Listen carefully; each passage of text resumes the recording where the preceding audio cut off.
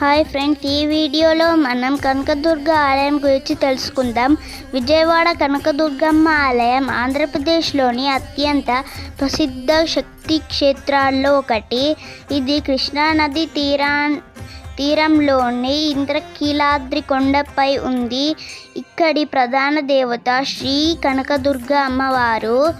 ఈ ఆలయాన్ని భక్తులు స్వయంభూ క్షేత్రంగా భావిస్తారు.